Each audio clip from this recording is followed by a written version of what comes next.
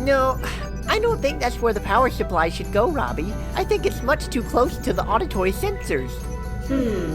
You're suggesting the frequency of the electric current's hum will mess with the sensors? Yes, that's exactly what I'm suggesting. Fair point. I'll go back to the wireframe model and locate a better spot for the power supply. Boy, I sure am glad you caught that before we have to leave for our summer sleepaway camp. Yeah, that would be tragic if we left it like this while we... What did you say? I said, I'm glad you caught that before we left.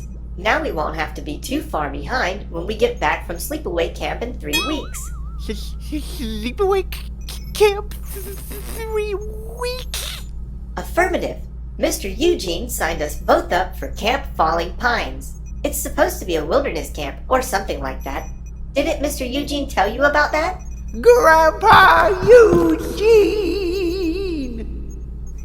Now listen, Grandpa Eugene, we don't really have to do anything drastic like send me off to some sort of wilderness camp in the middle of nowhere where I'll get eaten by bears, mountain lions, or worse, wild turkeys. Wild turkeys? Yes, they're so weird looking with their blue faces and their red snoods. Ooh. Quit being so dramatic, Chester.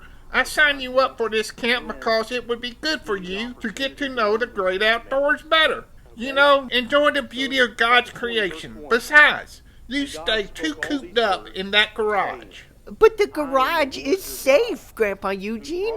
I can stay there, work on my inventions, and never have to worry about wild turkeys. Chester, there's nothing more to discuss. Now go pack your bags. We are leaving in an hour. Good. That'll give me time to write my final will and testament.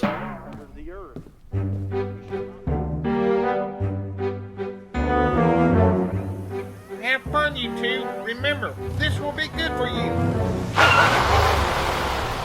Boy, he was sure in a hurry to go. You'd think he was looking forward to us being away from the house. Well, there was that one incident this summer when you melted all the windows in the house with your sonic fuse ray. Robbie, we both agreed we'd never speak of that again. Well, looks like we'd better find our bunkhouse and put our stuff down before we have to meet for camp orientation. It looks like we're in the... No, not that! What's wrong, Chester? Robbie, we're in the wild turkey bunkhouse!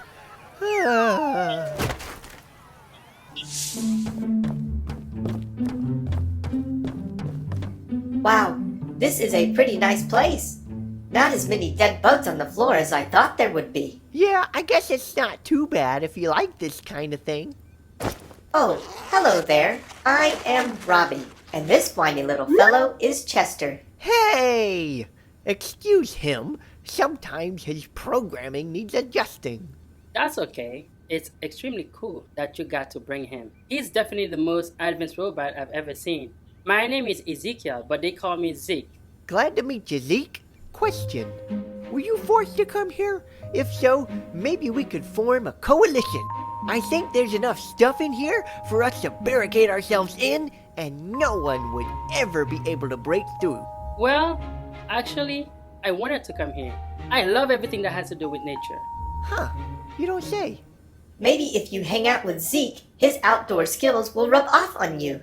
Boy, wouldn't that be something? If I came back home a real outdoorsman, Grandpa Eugene wouldn't know what hit him. Hey, that sounds like a great idea. And I certainly like a challenge. I'm up for teaching you what I know. And before you know it, you might even start having fun. Anyway, we'd better be going. I think orientation is starting soon.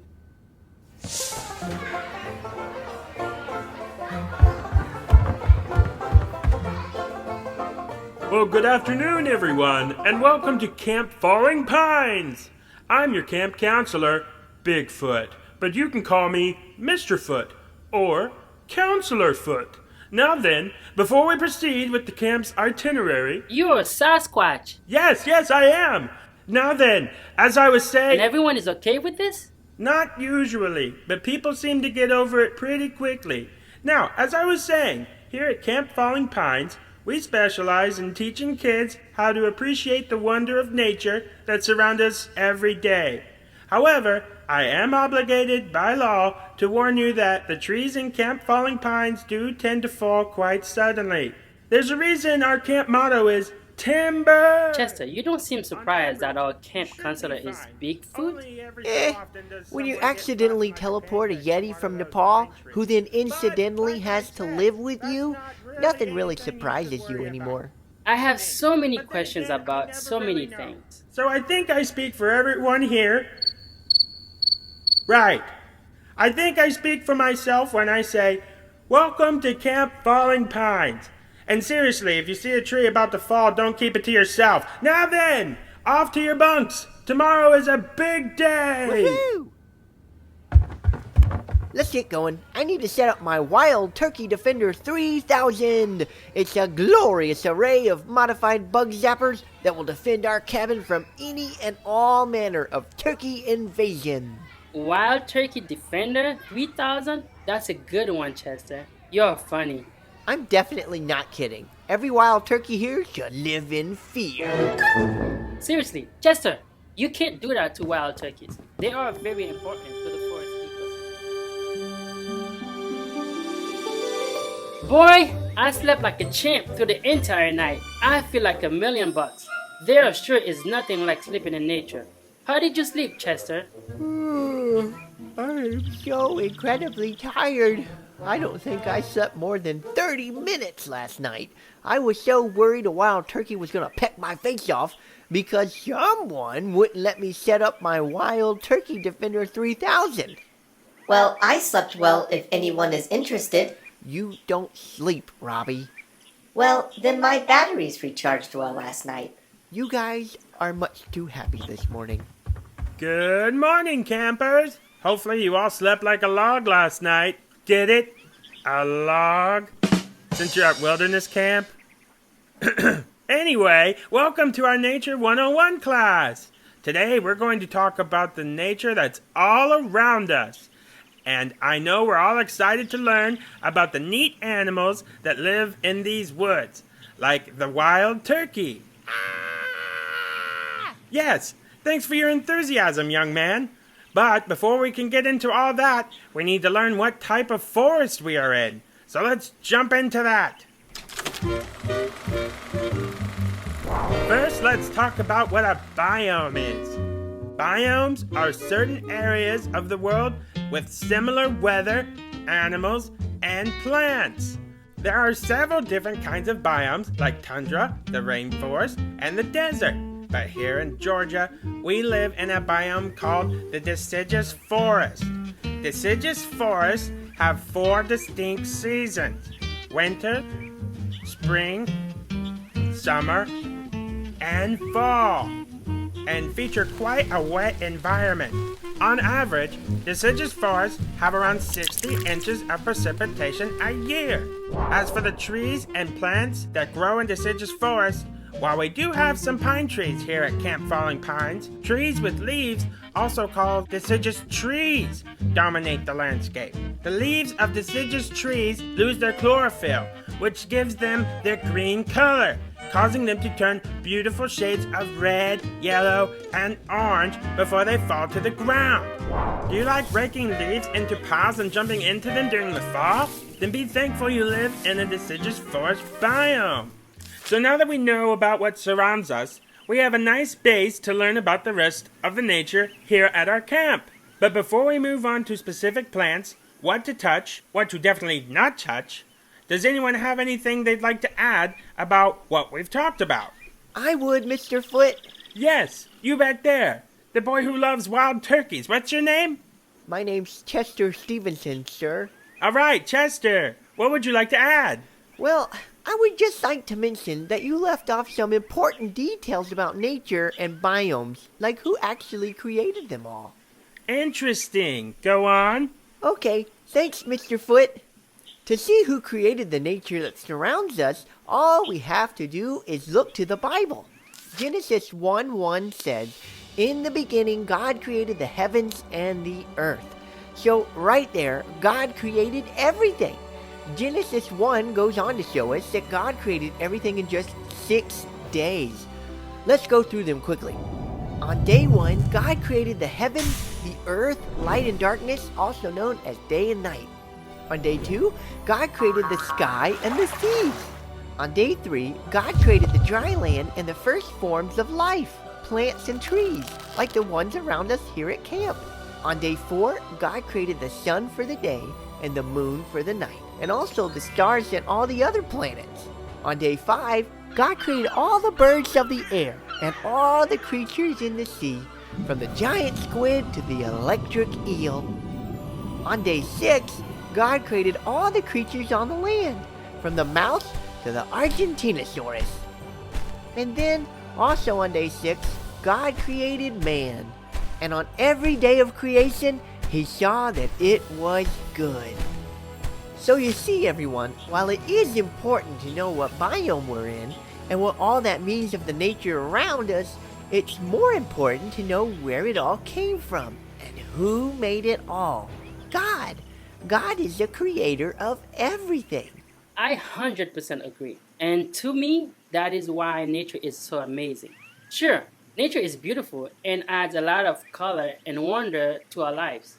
But it becomes a whole new level of awesome when we look at nature as God's creation and marvel at his handiwork and praise him for it. After all, the Bible also says in Psalms 95, 1-5, "Oh, come, let us sing to the Lord. Let us make a joyful noise to the rock of our salvation. Let us come into his presence with thanksgiving. Let us make a joyful noise to him with songs of praise. For the Lord is a great God and a great King above all gods, and his hands are the depths of the earth. The heights of the mountains are his also. The sea is his, for he made it, and his hands formed the dry land." We can appreciate the value of nature better if we first appreciate the one who created it all in the first place. Wow, Zeke, I'm impressed. You know, we may have a lot more in common than I originally thought. Well, you two, you certainly have given us a lot to think about today. And would you look at that? It's already almost time for lunch. Time certainly flies when you're having a blast. You two, Zeke and Chester, I'm putting you both in charge of mealtime prayers for the rest of our time here at Camp Falling Pines. Are you two boys up for such a responsibility? Sure. Yes, we are. Sure. Yes, sir. I'm glad to be given the opportunity. Thank you. What about me? What task may I take on? You? Do you have a microphone input? I do. Good. Then you can serve as their mobile sound system. Gee, I am torn between being honored and greatly disappointed. Well, that settles it then. I look forward to seeing you both. I mean, all three of you in action today. Now then, let's all head over to the mess hall and eat some delicious grub we have for lunch today. Oh, good. I'm starving. Me too. Wonder what we are having. I'm so hungry. I could eat a whole cow. Well, I don't know about a cow, but we are having one of Camp Falling Pine's signature dishes. Cow ant jelly sandwiches. We have so many ants around here that we catch some, mash them into a little paste, and add a little sugar, and voila, cow ant jelly sandwiches. Just be careful of some of the chunks. It's hard to remove all the tiny little poisonous pincers. That's a joke, right? I wish it was. Last year half my face went numb from just one sandwich. But overall, most people handled it just fine. You don't seem shocked by this either. Listen, when you've eaten as many weird, half-turkey, half-random animal kingdom creature concoctions my Grandpa Eugene makes for Thanksgiving every year as I have, all other forms of food tend to go down easily. Of all the wilderness camps in Georgia, my parents had to pick this one.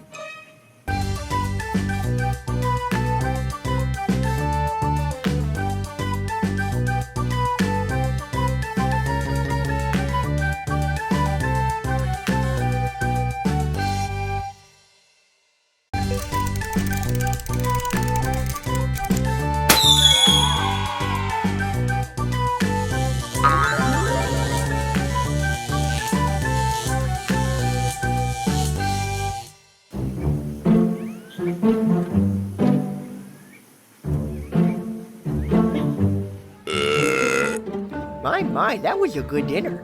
You know, the food here isn't that bad once you get used to it. What are you talking about? I feel like I'm starving because I can't manage to stomach this weird food. And I didn't even try to eat tonight's meal. Huh? Why? This dinner has been the best one yet. I even licked my plate clean. Why? Because tonight's meal was grasshopper goulash. I try not to make a habit of eating bugs. Well, I hate to be the bearer of bad news here. You love being the bearer of bad news. As I was saying, I hate to be the bearer of bad news, but it seems to me that Mr. Foot really loves all wildlife. I doubt we'll be seeing any meals here that contain meat.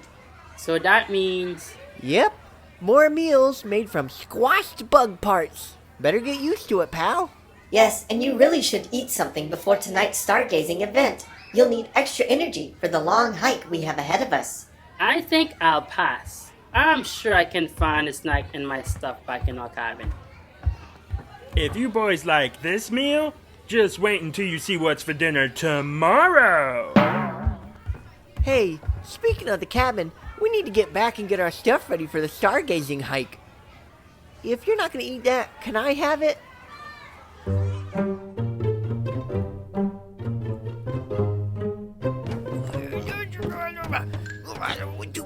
Come on, get in there. Just a few more pushes.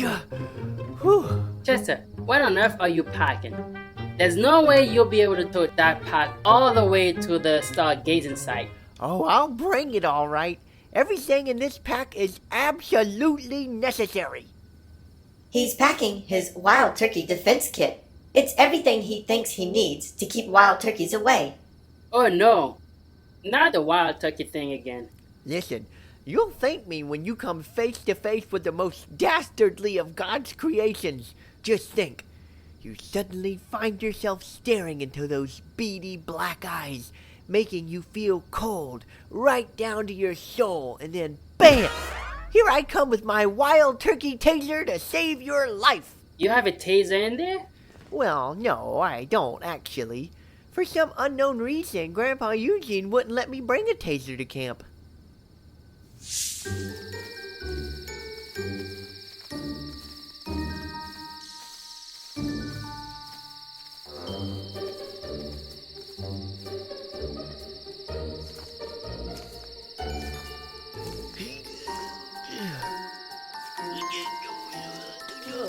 How's it going back there, Chester? Can't talk. Trying not to pass out. We seem to be falling a little behind. The rest of the group is moving much quicker than we are. Should we pick up the pace a little? Maybe we should stop to take a rest. Yes, rest. Good. Need rest. Phew. Thanks for stopping and letting me take a break, fellas. We had to. Your tiny little legs were about to break. Hey, my legs are just fine, but my stomach's not. I'm pretty sure all my grasshopper goulash came back up about a mile ago. What you doing, Zeke? Oh, just looking at the stars. This would have been a great spot for the whole group to stop. You can see stars for miles right here. It sure is beautiful, isn't it? I've always liked stars. They're like God's nightlights. Stars have always interested me too. In fact, they are my favorite things about nature. Let me tell you a bit about stars. Stars are huge balls of super hot gas made up of mostly hydrogen and helium. I bet you already knew this, but our very own sun is a star. Did you know there are actually different types of stars? There are dwarf stars, which are smaller stars and are usually red and yellow. In fact, most of the stars in the universe are red dwarf stars. Then there are giant stars. The biggest, the brightest, and hottest stars are called blue giants. The most interesting stars are neutron stars, which are created when a giant star collapses at the end of its life. They are very small, only about 12 miles in diameter, but can weigh more than the sun. 1 tablespoon of neutron star will weigh more than Mount Everest. So yeah, stars are kind of my thing, but who wouldn't find it interesting? Stars are awesome. Well, I have to be honest with you, Zeke. I like space and stars and stuff, but only from the safety of my house. Seeing the stars like this out in the wilderness in the dark and hearing you talk about how big they are just makes me feel very small and alone. With all the bajillions of stars out there, a little speck like me is just lost in the weeds. A tiny ant at a picnic. Actually, in comparison with stars, you would have to be much, much smaller than an ant. You know what I mean, Robbie. Like, who cares about little old me, Chester Stevenson, second grader from Georgia? In the grand scheme of things, who am I really? Compared to the wonder and majesty in the stars of space? All these stars do is make me feel insignificant and all alone. Wow, I never knew you felt that way, Chester. Listen, don't forget about accounts from the Bible like Daniel in the lion's den. Daniel was one of the Israelite exiles in the kingdom of Babylon, which at this point in time was ruled over by King Darius. As it turns out, King Darius liked Daniel so much, he planned on putting Daniel in charge of the whole kingdom. But the other officials in the kingdom did not like Daniel. So they tricked the king into signing a law that said people could only pray to King Darius, because they knew Daniel prayed to the one true God. But this law did not stop Daniel. He still prayed 3 times a day to God. And when the officials told King Darius what Daniel was doing, the king knew he had been tricked. Unfortunately, the king also knew he couldn't change the law. So sadly, he had Daniel thrown into the lion's den. King Darius had said to Daniel, "May your God, whom you serve continually, deliver you." And the den was shut. Daniel was surrounded by ferocious lions, all alone. Or so it seemed. The next morning, King Darius raced to the den, rolled the stone away, and shouted in, "Daniel, servant of the living God, has your God, whom you serve continually, been able to deliver you from the lions?" And guess what happened next? Daniel shouted back to the king, "O king, live forever. My God sent his angel to shut the lions' mouths, and they have not harmed me." Daniel was retrieved from the lion's den, and King Darius made a new law saying that everyone in his kingdom should respect the God of Daniel. So you see, Chester, even when everything looked grim for Daniel, even in the middle of hungry lions, God was right there with him, just like he is right here with you. You aren't alone. God is with us always. That's a great story, Robbie. Chester, we are never alone. And let me tell you something. When we think about the majesties of space, like the stars, I know that they show the grandness and power of God, and it all seems so big. But they also show us how much God loves us. If God, who created things as wondrous as the planets and stars, also comes down to us and loves us, that's huge. Psalms 36 verse 7 says, "How priceless is your unfailing love. O God, people take refuge in the shadow of your wing." His love for us is unfailing. That should tell you how much you mean to God. So really, you are not insignificant. You are greatly loved by God. And is there any greater worth than that? Wow, I never really thought it about that way before. You know what? You're right, fellas. I am Chester Stevenson, a small second grader from Georgia with a fear of wild turkeys. But God loves me and is with me. Ha! Take that, stars! Thanks, guys. I really needed that pep talk. Sometimes I worry and forget about the important things. Now, onwards to the stargazing spot. Well, actually, I hate to be the bearer of bad news again, but I think we've been left behind. I can't see our group anywhere. Oh, great. Now what do we do? Nothing we can do except wait for them to come back. They have to go this way to get back to the camp. Anyway, it'll just give us more time to look at the stars and reflect on God's presence and His amazing love for us. Yeah, that doesn't sound so bad. You know, Chester, if you had given me your pack to carry, we wouldn't be in this predicament. My hydraulic legs can handle a load up to a full ton. Excuse me? If that was the case, why didn't you offer? You saw me breaking my back trying to carry this thing. Well, I figured that you knew a robot can handle a lot of weight. I didn't know I had to hold your hand in every tiny decision. Hold my hand, huh? Come over here and say that to my face. You'd better be glad Zeke is between us, or I would. Yep, stars sure are peaceful.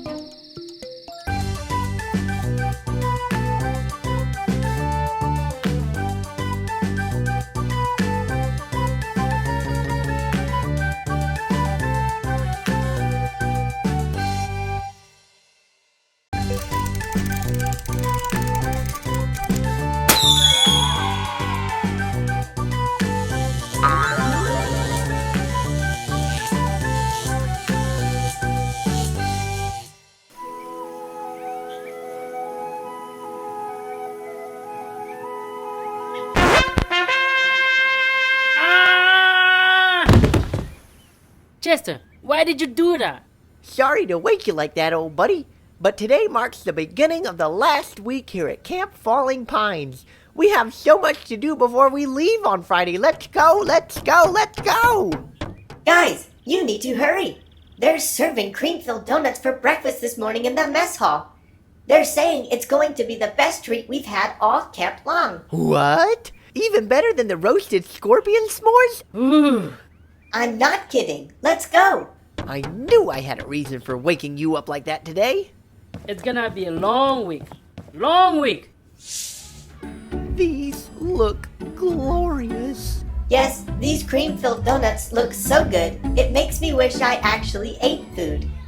I have to admit, they do look tasty. Could it be that we actually have normal food for once? I hope you boys are enjoying our special Dung Beetle donuts. Oh, come on! Whoa, dung beetle donuts. While I'm not surprised, it does make me wonder though. Wonder what? What would the cream filling be made of in a dung beetle donut? Okay, that's it. I am out of here. Chester, what does our schedule say we have first today? It looks like we have our Nature 101 class in the education hall. Alright, I'm heading over there. I'll see you in a bit. Sounds good. Save me a seat. How much would you give me to eat this dung beetle donut? Nothing. You've already eaten all the other bug food items. Why stop now? Yeah, good point. Down the old hatch.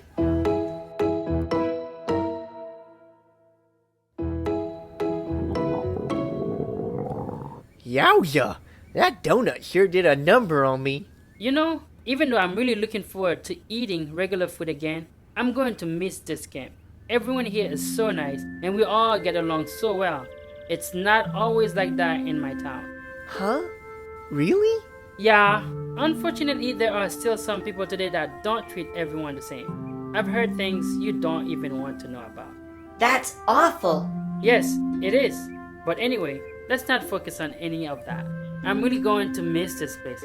It has been a blast. Yeah, me too. Wilderness camp hasn't been nearly as bad as I thought it was gonna be. I mean, I haven't had to worry about wild turkeys at all. I haven't even seen one. See, Chester? You were worried for nothing. Good morning once again, campers. I trust you all enjoyed our special breakfast treat this morning?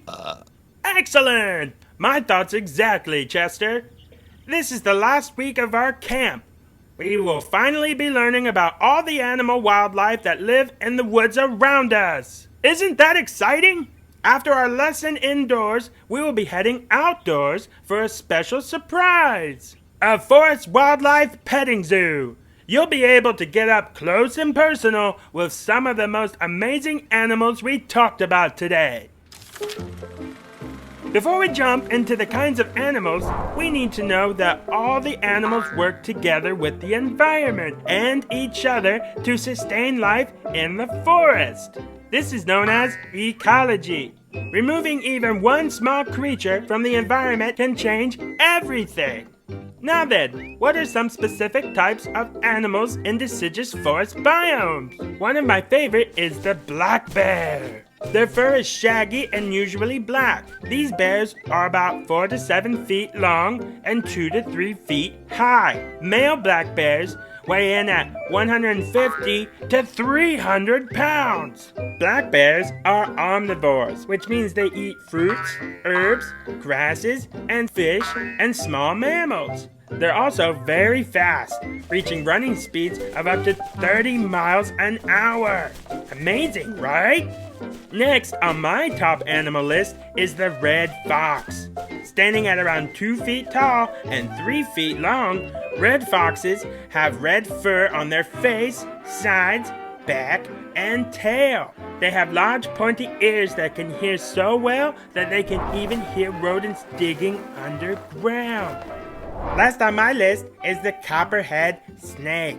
Like the other two animals on my list, the copperhead's name describes its color, more specifically from their copper-colored heads. Copperheads are pit vipers, which means they have heat-sensory pits on both sides of its head between the eyes and nostrils. This helps them sense changes in temperature, so they can strike more accurately. Now, copperheads are venomous, so we all need to be careful of these stunning creatures. Now, there are a ton of other types of animals that live in our forest environment, such as the white-tailed deer, hawks, raccoons, porcupines, snowy owls, and much more. Each of these animals are important to the life of the deciduous forest, which is why we need to treat each of them with respect. Now then... Excuse me, Mr. Foot. Is it okay if I add something? Of course, Chester. I love hearing about all the animals that live in the deciduous forest and all that, and I do respect them, but I think we should also talk about respecting each other too. Yes, I agree. I know this is a wilderness camp and I love nature, but I still think Chester brings up a point that is important enough to talk about.